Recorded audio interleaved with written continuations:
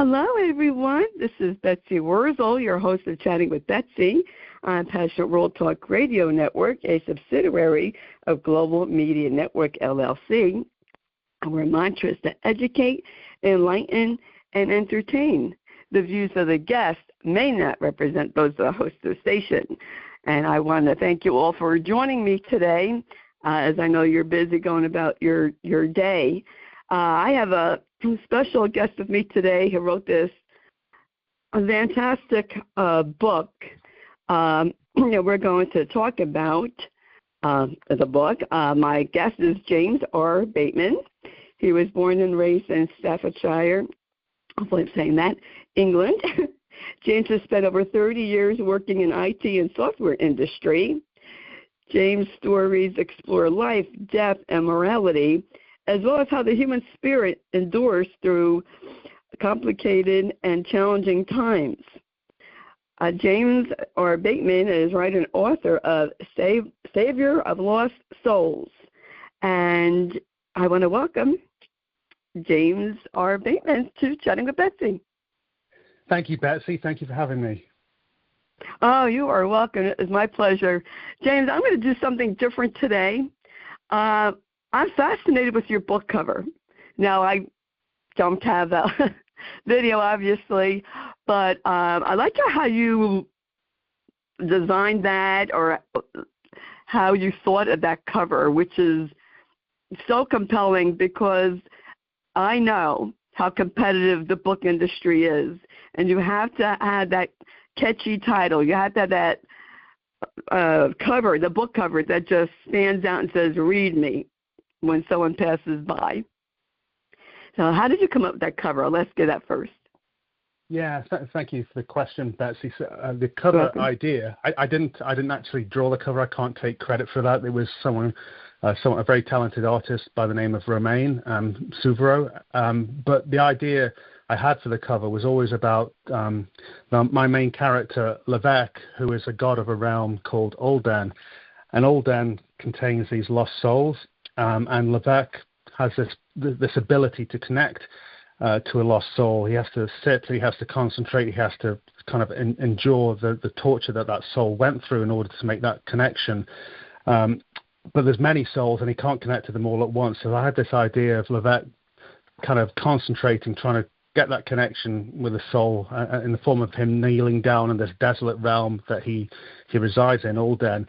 But all of these souls behind him are fighting for his attention. So I had this idea of the spirits behind him trying to get hold of him to try and to make that connection.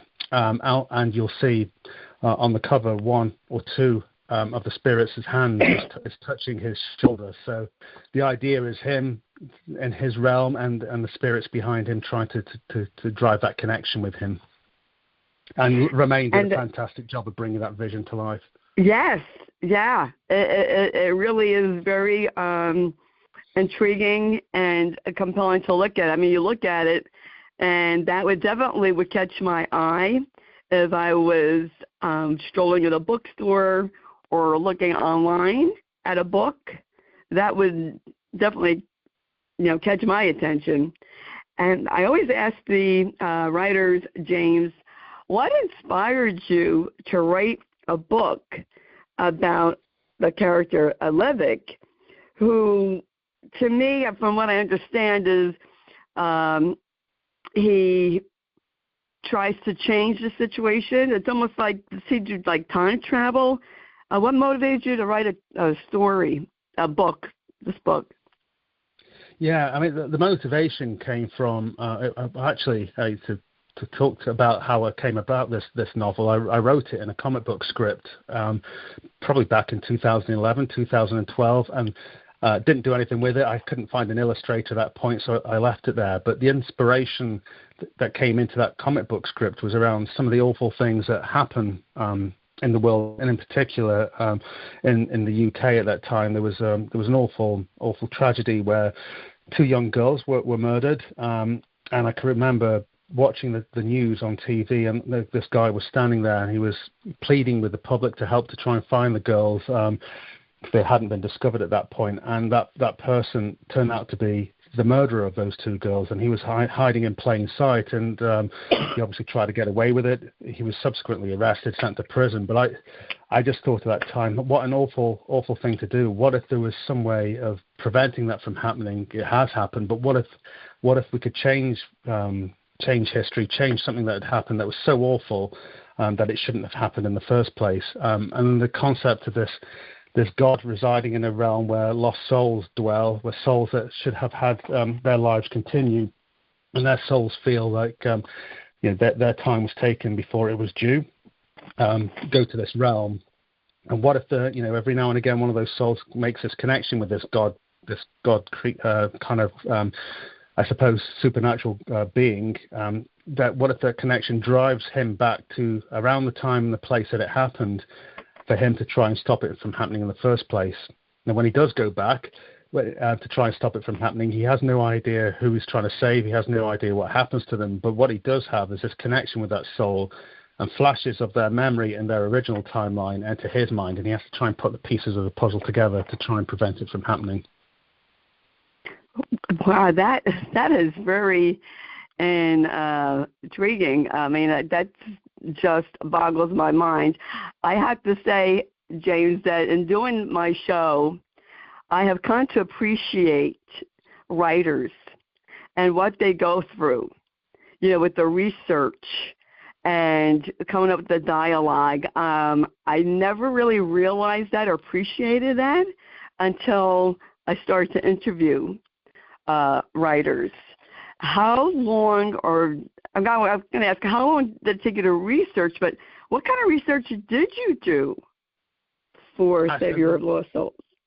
So the research took some time, and it probably took the best part of, well, I suppose it was always ongoing. It took initial research of around 6 or 7 months, but as I got into the writing process, the research never stops. You write a story, you write a character, and then you try and find out whether that's applicable or not, and then the research continues, and you might make edits. But it's not so much, say, the research that was necessary about good and evil, serial killers, that sort of thing. There was there's elements of research there, but there's also elements of research, because the book is set in 1986. It's set in the fictional town of Colorado in the U.S. So I wrote it in U.S. English. So I had to do research around the particular area, and luckily I worked with someone who lived in that area, which helped with that. But I also had to research all some kind of research, but also remember going back to 1986 as to what was what were the toys around at that time, what were what were people's interests, and what was the fashion like, and all of that kind of thing. So there's research around the main characters, and including the bad characters, but also research around the time and place it's set in as well. And that research continues, and you might make edits as you go through. What I find fascinating, because I myself find it difficult to write a paragraph. It's in my head, but I can't transfer it down to paper for some reason. I am fascinated by every writer's creative process.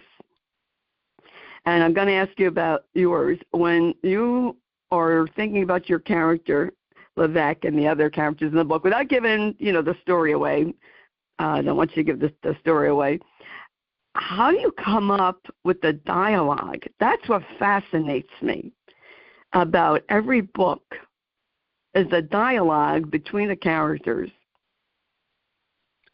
Yeah, now it's that is an interesting question, because I suppose some of the dialogue is dialogue you may have in your everyday life anyway. If there's a husband and wife in the book, there's a little girl in the book, and it might be some of that dialogue might be based on the fact that this is how I would speak to my daughter, and that kind of thing, and that playful kind of dialogue. The difficulty came in when you had to sort of go outside of that life experience and delve into the I suppose the wickedness of the main bad guy. The name is Peter, and that's not giving too much away, because it's you kind of discover that early on in the book. But as I was writing that particular character, and the dialogue that someone in that nature, and it's very kind of adult themes and awful things that guy does. That was partly down to the research, and I was asked previously, did you put yourself in that person's mind? Did you imagine if you were doing some of the things he was doing? And it was quite strange because I had some plot ideas anyway, and it actually helped in having this in comic book script form originally. But I didn't go into the head of the character. I kind of imagined if I was watching a documentary of a really bad character, almost like going back to that, back into the crime that happened in 2011-12, and watching the news. I was kind of imagining, not just watching the news, but actually watching a documentary of this guy, this Peter, and not being able to stop what he's doing and witnessing firsthand what he was doing. And it came into my mind as to what would he say, how would he react to in everyday life, how would he have conversations, what would he say to himself. And I kind of mapped all that out into, like I say, into a script format, which I then transcribed into a novel. But I suppose some of the dialogue is from everyday experiences, and some of it is influenced by things you may watch, including the news, and some of it is just raw imagination. I have to say, James, that I saw a video of your book on YouTube. You have a video, which I find really very interesting.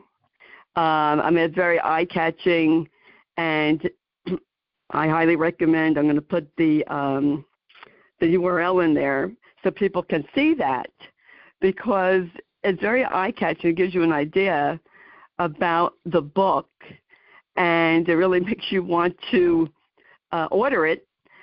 And I feel like your book is universal. It happens everywhere that unfortunate tragedies happen. You could say people who take other people's lives ahead of their time. And wouldn't it be fascinating if someone can, for them, go back in time and try for that event not to happen? And I was thinking about that. How many, and that's what I like about the cover of your book, because you go back to the lost souls.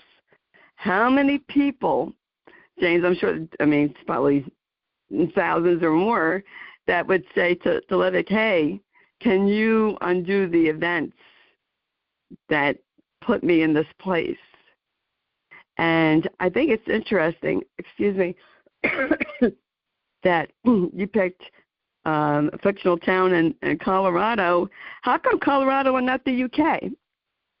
I know I was trying to think of that when I was asked that question previously as well. I don't think there was any conscious decision, apart from maybe to try and distance it from any link to anything that might have been something that happened in the UK and considered too influential to the novel of the story, and it might upset people that it happened to in reality. That might have been a subconscious decision to do. But also, I think it kind of I've always liked watching American TV. I like going to America. I've never been to Colorado, but I have a vision in my mind of it, and the person I work with helped to explore that vision and put it down on paper. But to your point, it could be anywhere.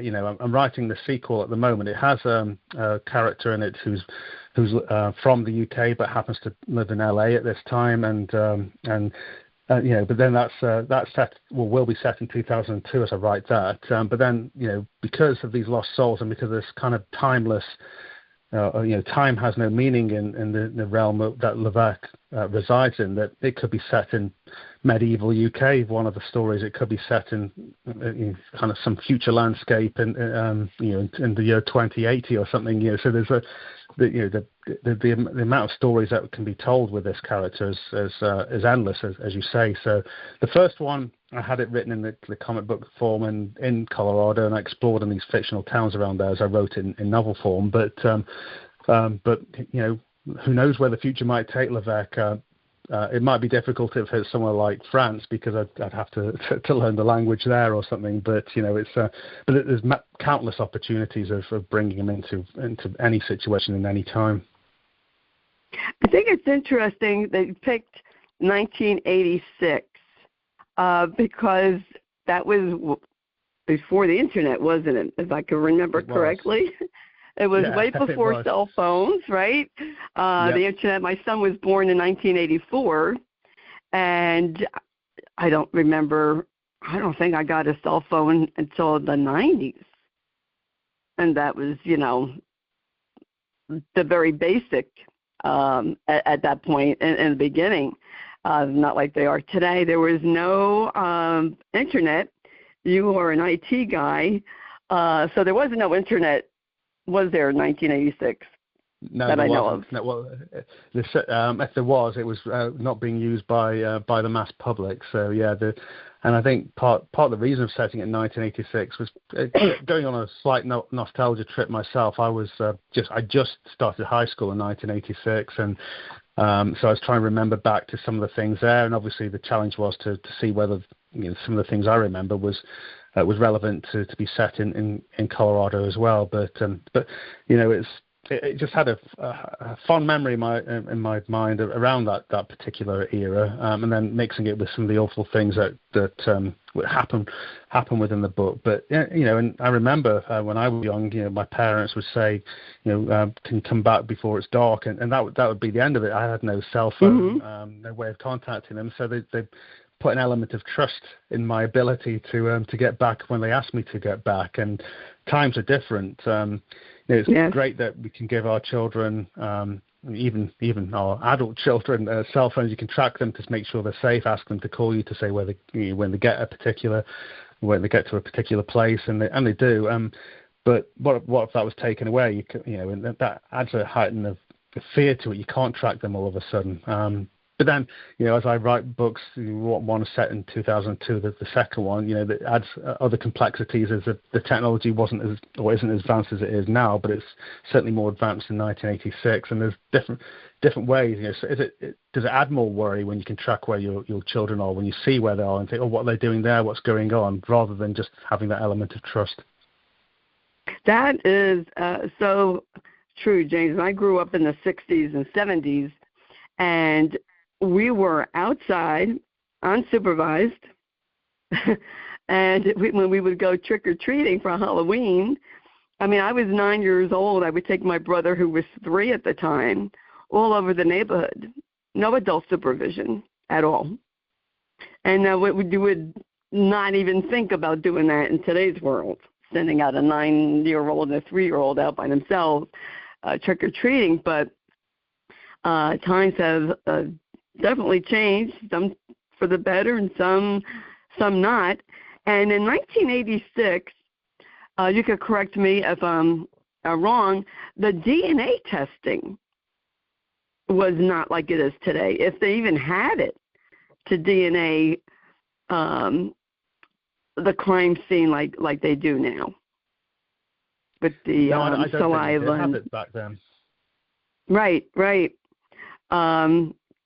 I used to watch, I still love this on IDTV, where they had different crime shows, and my husband would say to me, why are you watching that? But I thought it was fascinating how they would figure out the crime, and one woman show we used to watch was a forensic FBI psychologist, and how they created the profile of someone who would commit a crime. To me, that's fascinating. It's just a fascinating science. You look at a crime scene and then you figure out who this person is, and they are right. And I just am fascinated with crime shows. I have to ask you this, because from how your book sounds, Save Your Lost Souls, would you ever think of getting it put into a TV series or hopefully a movie? Because this sounds like it would make a fascinating movie or a series. It has crossed my mind. Yeah, I think it would lend itself well to a series because of the episodic content in terms of the chapters and so on. I think that would lend itself really well to a TV series. And the fact that the stories could be endless could mean the potential is huge there as well. But that would be great. That would be a real achievement and a real goal to aim towards. But saying that, I do enjoy the writing process, and I enjoy people who like to read and take it in that way as well. I do have an Audible book on it as well, which when you talk about a TV series.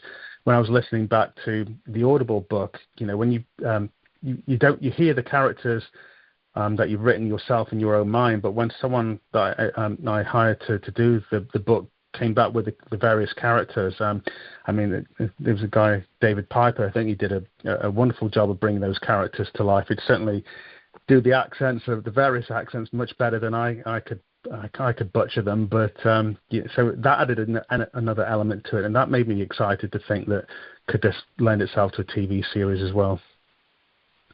Yes. About detective work, that's part of Lavek's sort of, he's not an all-seeing, all-knowing God. He has to put these pieces of the puzzle together using the fragments of memories from the victim's original timeline together to try and figure out who they are and what happened to them. And so there's a bit of a God plays detective element to it as well.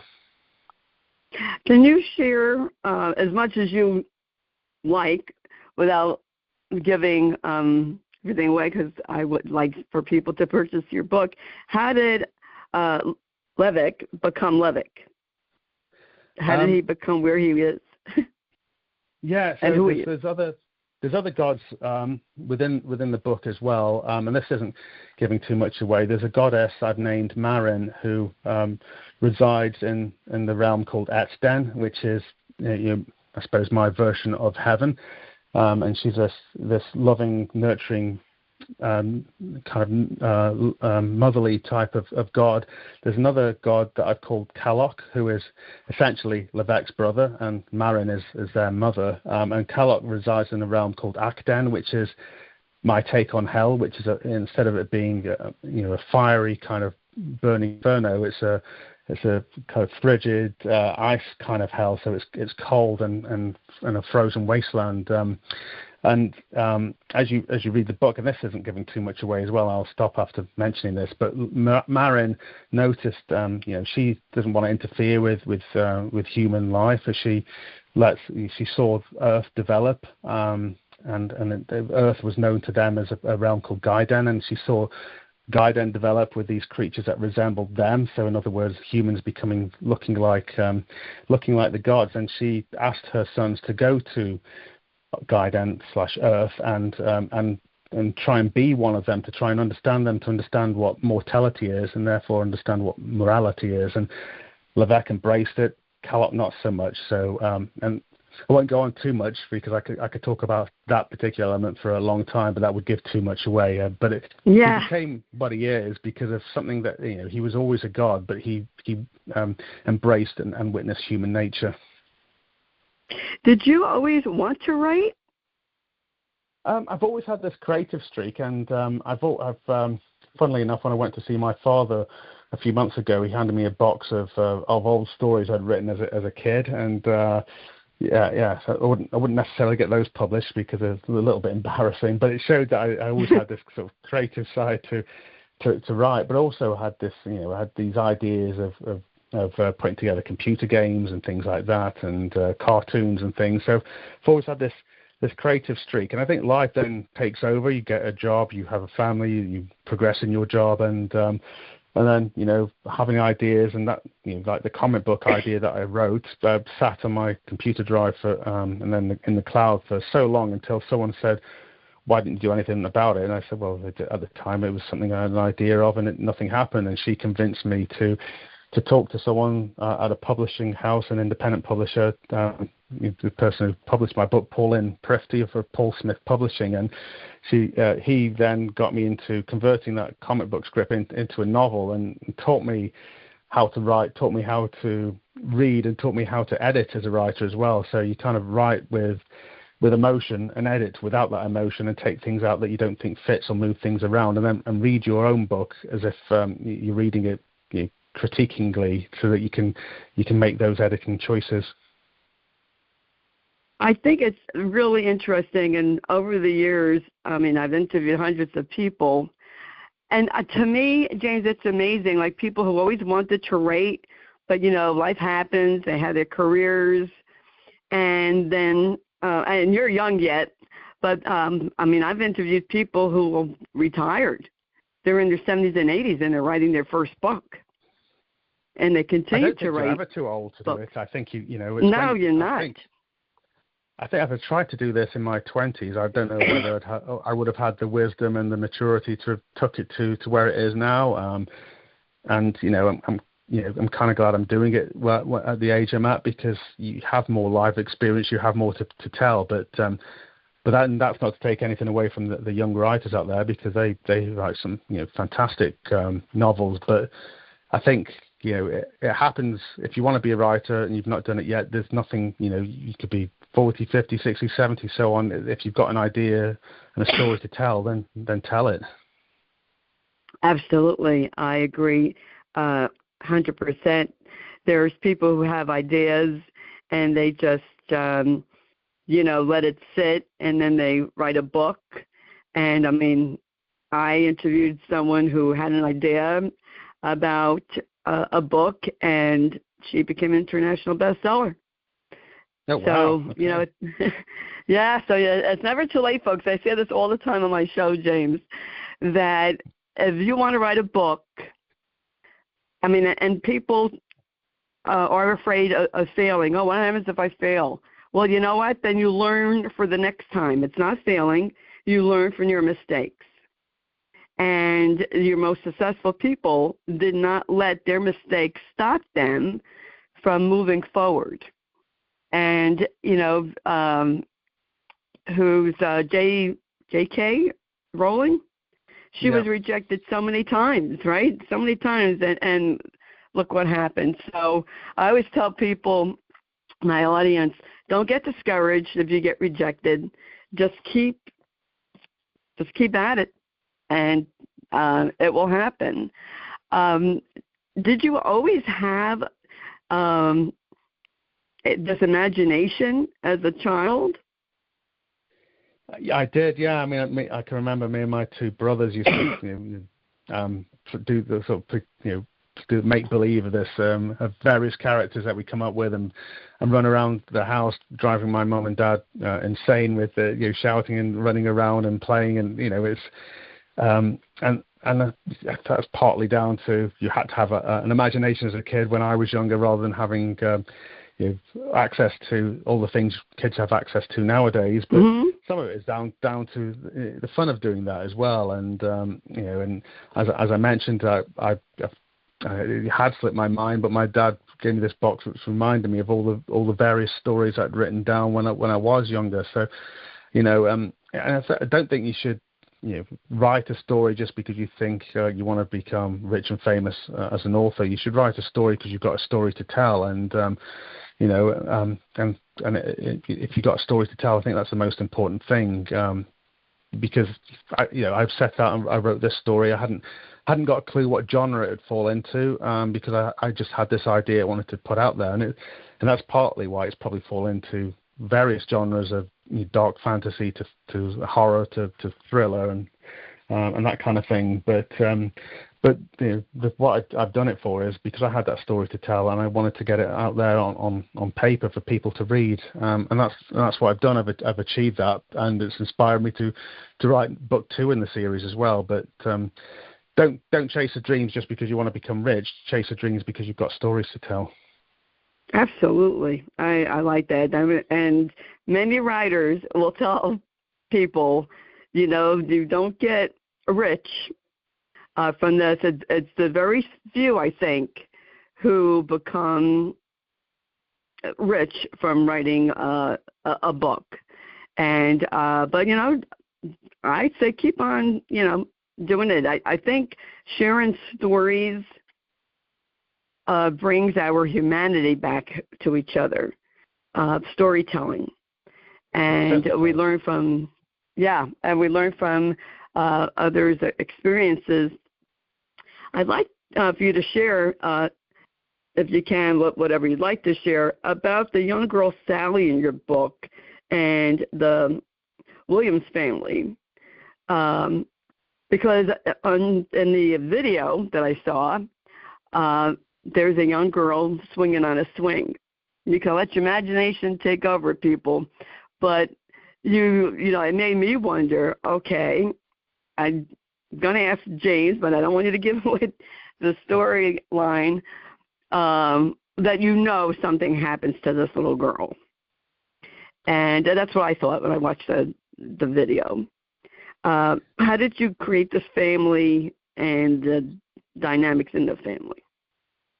Part of that is leaning on experience, I suppose, of me and my wife, and we've got a son and a daughter, two sons and a daughter, but it's just leaning on that family dynamic, and that in itself is quite difficult to lean into, because, as you say, that I've talked about what Lavek is about and what he does, and there's a little girl named Sally. So without giving too much away, it kind of indicates that he's there to try and stop something from happening to her that may have already happened, and can he do it on time?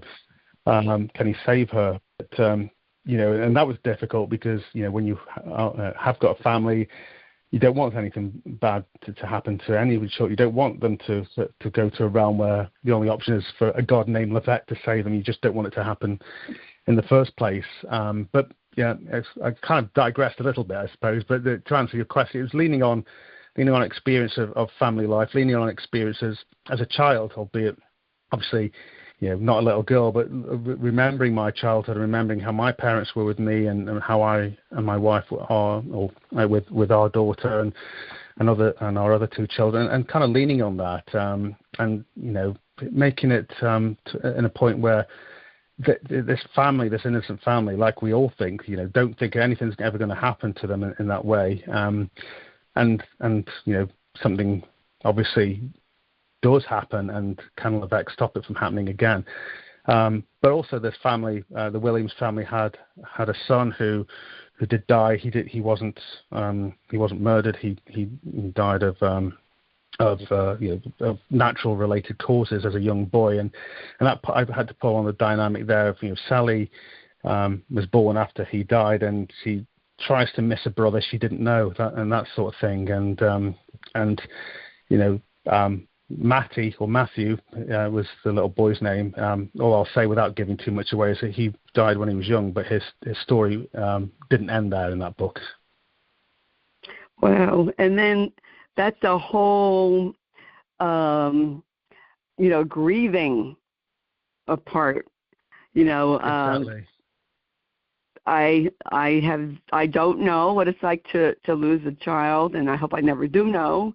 But I have spoken to people who have lost their children, and they say it's a pain like no other. I know when my older brother died 4 years ago, and my mother never recuperated, for lack of a better word. And she was from, the generation where you don't talk about your feelings. You just, keep it inside. And it is really tragic. So I think when you lose a child, I would think, then you're very protective if you have another one, or the ones, if you do have other children, then you're very protective of their safety, their health, and well-being. When I was young, I really wasn't taught stranger danger, James. I was told if anyone stopped, you don't get in their car. You don't take candy from strangers.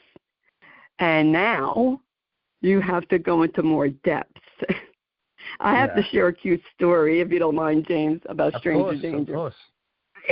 I used to work in a preschool as a teacher's aide, and I would teach stranger danger.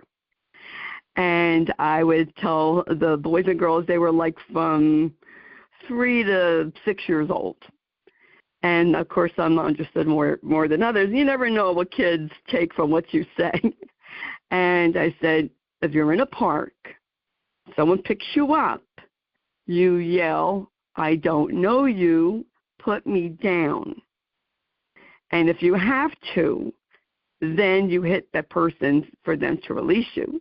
And this little boy said to me, Miss Betsy, can I karate chop them in the throat?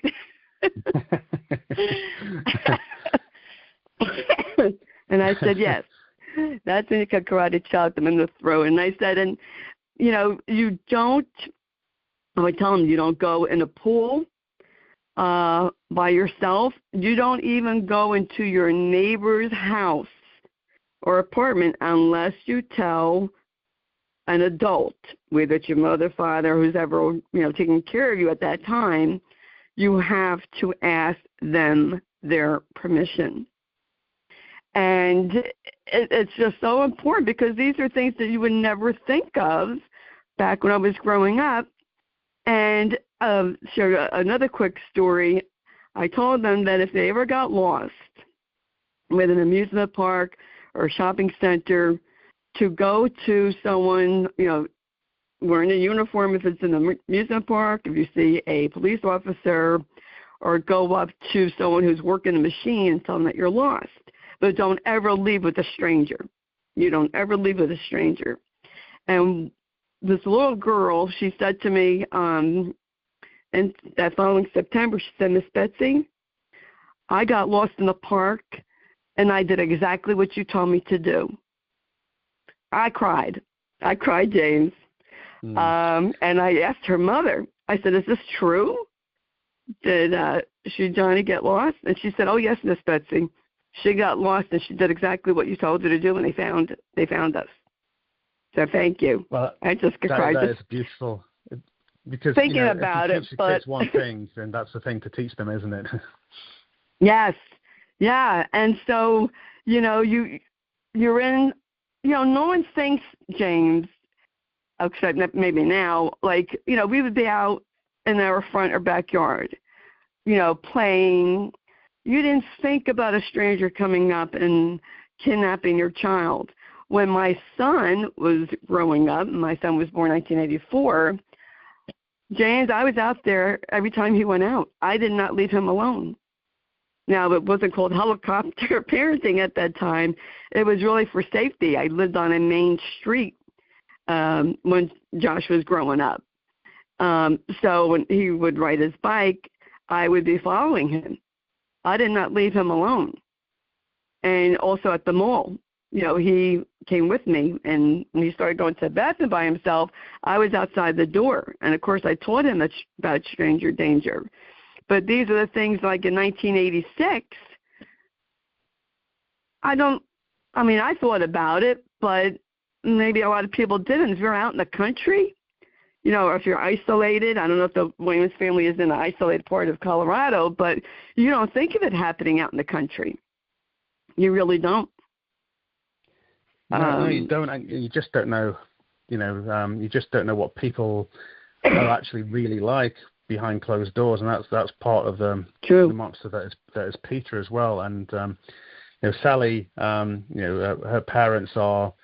They probably consider themselves slightly overprotective, but that's because they lost a child before. But also, you know, it's just in their nature to want to know. You know, if you're going outside, and because their house, I've written backs onto.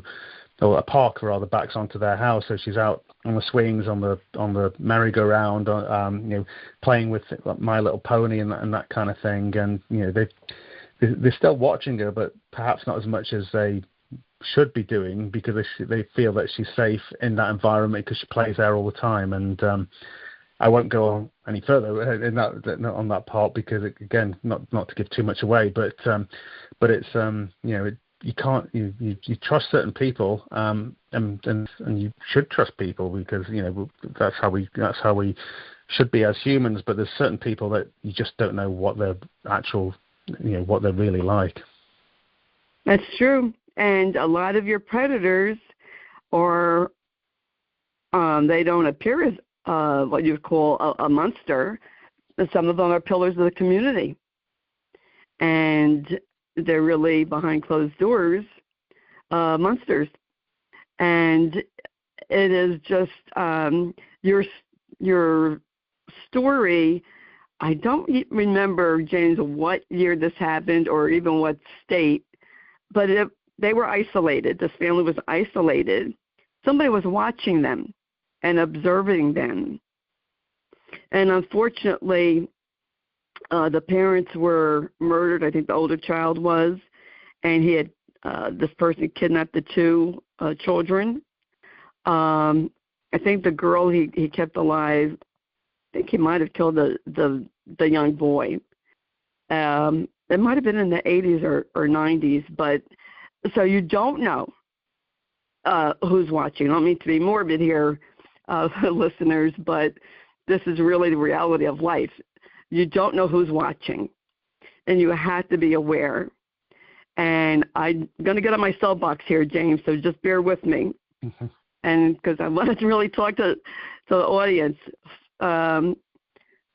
Please, listeners, do not be oblivious on your phone when your children are out playing in your backyard, front yard, especially a park, a public area.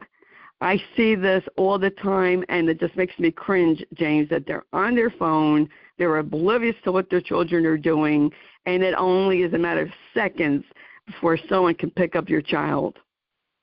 So I just have to say that. Please be aware of your surroundings. Watch your children, because that is a guilt you don't want to have to live with. No, I will second that as well. It's so easy to get lost in the moment. You find something on your phone and you're distracted.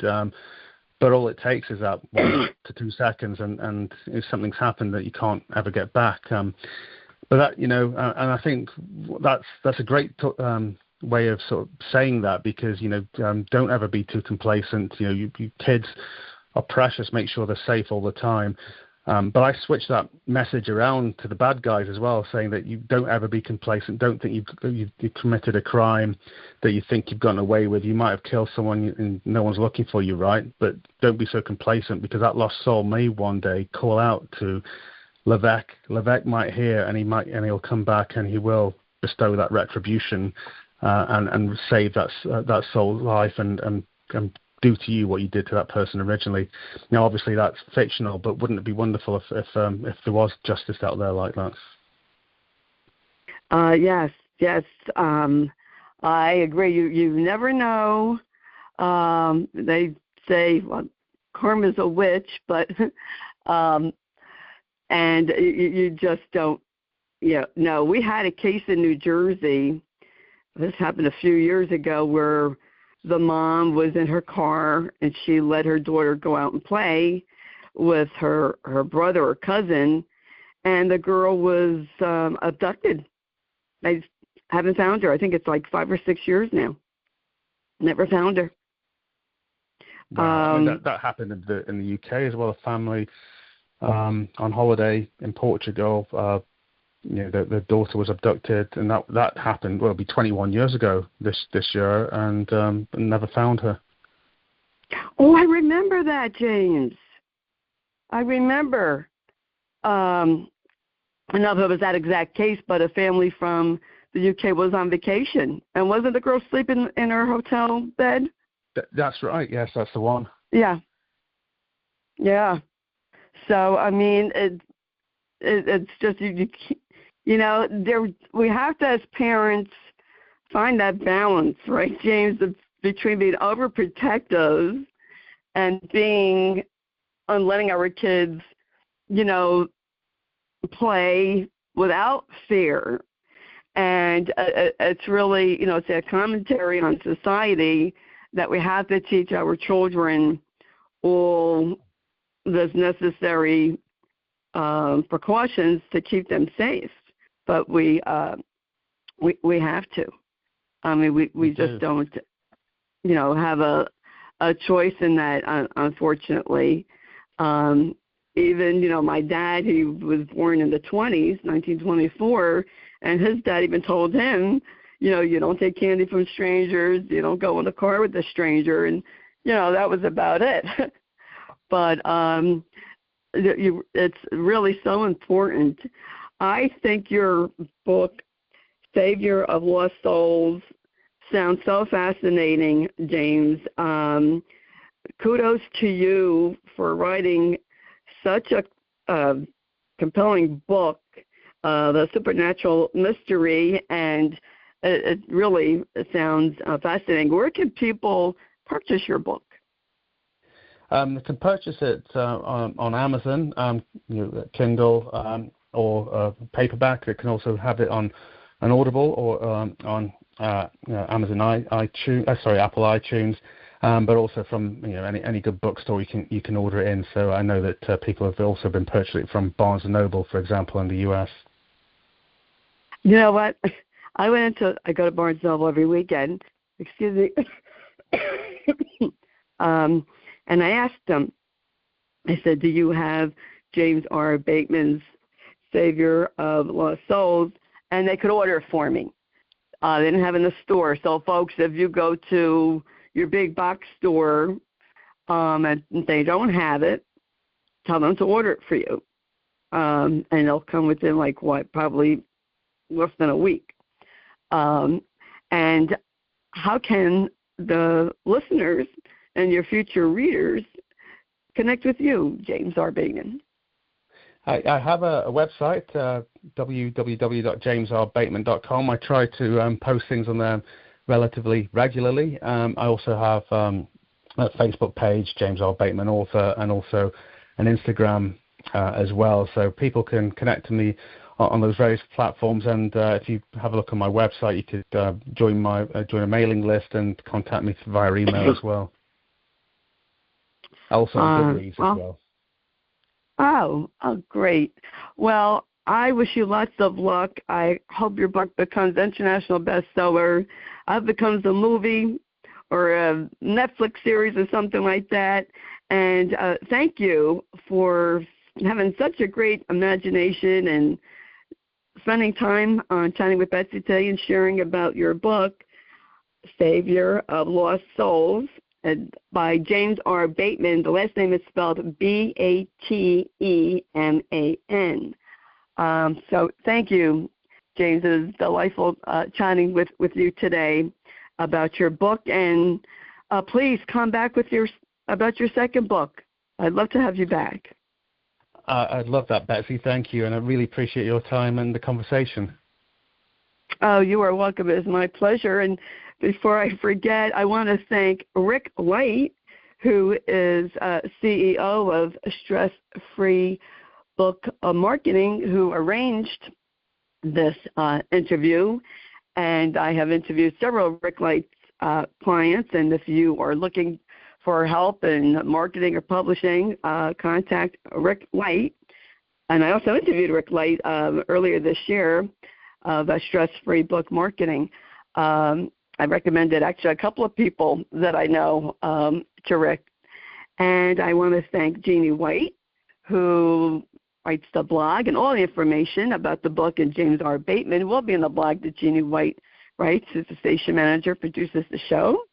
And I want to thank Lillian Caldwell, who's CEO of Passion World Talk Radio Network, who makes this all possible. And I want to thank you, the listeners.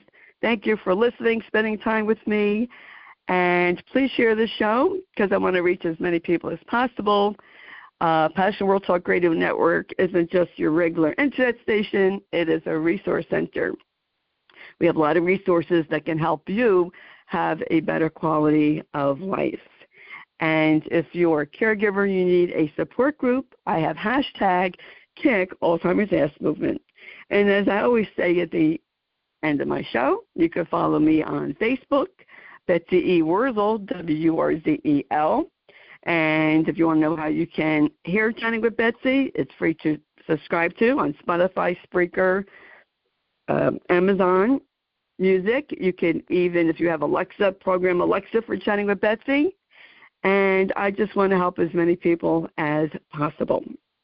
And as I always end my show with, in a world where you can be anything, please be kind and shine your light bright, because the world needs it now more than ever before.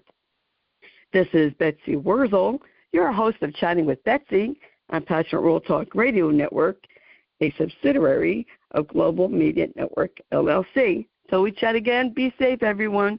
Bye-bye now.